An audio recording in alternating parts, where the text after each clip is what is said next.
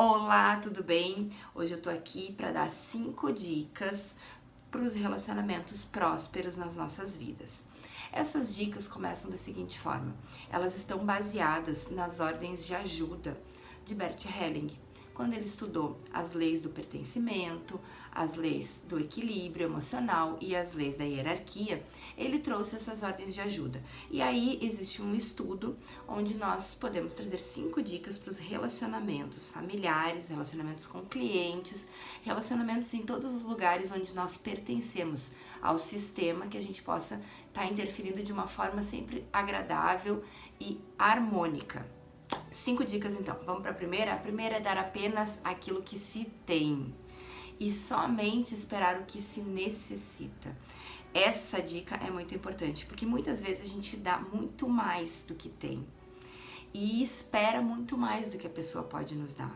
Então, se a gente dá aquilo que tem e não cria uma expectativa em receber aquilo que nós imaginamos, nós acreditamos que podemos receber, a gente começa a equilibrar esta ordem. Então, a primeira dica: dar apenas o que se tem e só o que se tem. Não se culpe se não tem mais para dar.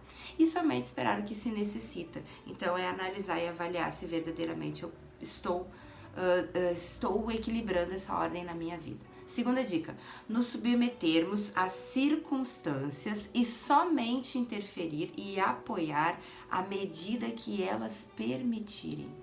Talvez essa seja difícil, porque quando acontecem alguns episódios dentro das nossas instituições, famílias, nós acreditamos que nós podemos resolver tudo, somos os super-heróis ou talvez as Mulheres Maravilha, né? E aí a gente quer dar um pitaco em cada coisa. Então a dica é: observe a circunstância, veja se você faz parte dessa circunstância e permita que as pessoas também tenham atitude, que elas também possam raciocinar no tempo delas, certo? Do jeito delas. Isso é muito... Essa forma é uma forma muito livre de tu poder expressar o teu amor pelas pessoas dentro de um relacionamento. Porque quando tu dá liberdade da pessoa agir nas circunstâncias sem interferir, a pessoa começa a ter mais autonomia. Pessoa que eu quero dizer é o teu liderado, é o teu marido, é o teu filho, é a pessoa lá da tua comunidade que interage contigo dentro desse relacionamento. Então, dá liberdade para essa pessoa agir. Não interfere em todas as circunstâncias, a não ser que elas permitam que isso aconteça, que seja realmente necessário a tua interferência. Terceira dica: colocar-se como adulto diante de adultos. E esses adultos, eles procuram simplesmente evitar que a relação que eu tô tendo com outro adulto tenha alguma interferência do meu pai e da minha mãe, porque muitas vezes os meus comportamentos eles estão enraizados na minha genética, no meu laço invisível que eu trago do meu pai e da minha mãe. E por vezes eu tô agindo com outro adulto, mas eu não tô entendendo por que eu tô agindo daquela forma. Então, quando eu procuro ter responsabilidade pelos meus comportamentos, me conheço e sei que eu não estou agindo conforme os meus antepassados, pais, avós, bisavós agiram naquelas situações, eu começo a ter mais liberdade também naquele relacionamento com outro adulto.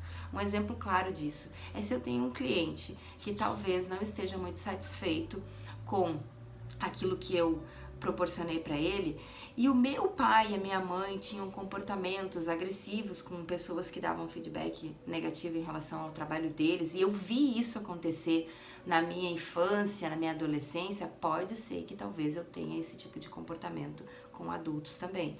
Então, se acontecer isso lá na tua carreira, na tua empresa, com os teus liderados, procura parar um pouquinho, lembrar do que tu viu, do que tu acreditou durante a tua vida, e aí sim retomar esse relacionamento de uma forma responsável, né, tomando consciência dos teus comportamentos, de quem verdadeiramente tu é, de essência, e fazendo com que esse relacionamento seja mais tranquilo, de adulto para adulto, e de acordo com a tua verdade, com a tua essência, e não com as crenças limitantes.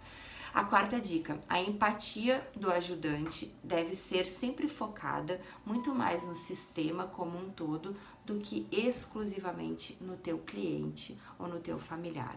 Então, quando eu tenho empatia com uma pessoa e eu consigo transmitir isso para o sistema, o que eu quero dizer com o sistema? Se eu estou numa empresa, recebi um cliente e consegui ter empatia de entender o que ele está me me solicitando, certo? O sistema à minha volta vai entender quem é o sistema.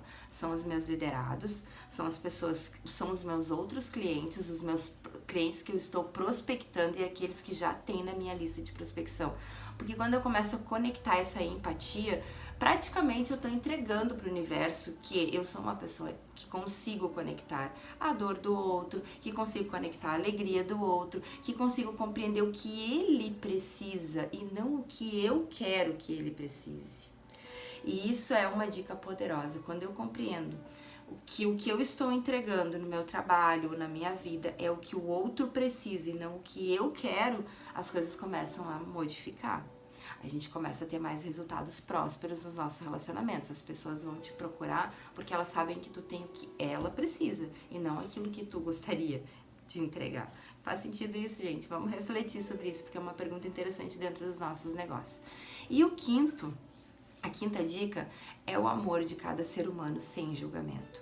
Então, quando eu me proponho a amar, quando eu me proponho a ter clientes, é não julgar.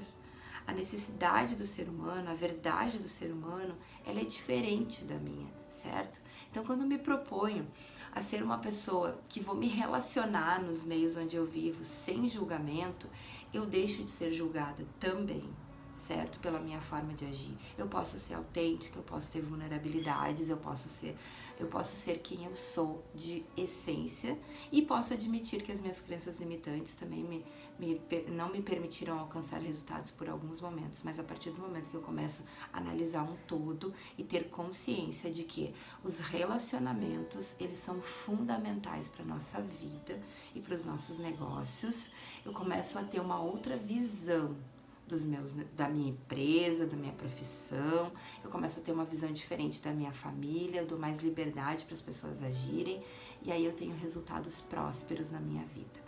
Espero ter contribuído com essas 5 dicas, elas são profundas, sistêmicas e elas trazem reflexão. Então talvez a gente precise refletir bastante sobre elas, analisar e se perceber, estar no aqui e agora, quando vocês estiverem assistindo esse vídeo, vai ser algo muito interessante. Se vocês curtiram, ficaram até o final, curte o canal e mandem dicas para nós de que assuntos mais vocês querem ouvir aqui também. Um beijo grande, fiquem na paz. Obrigada.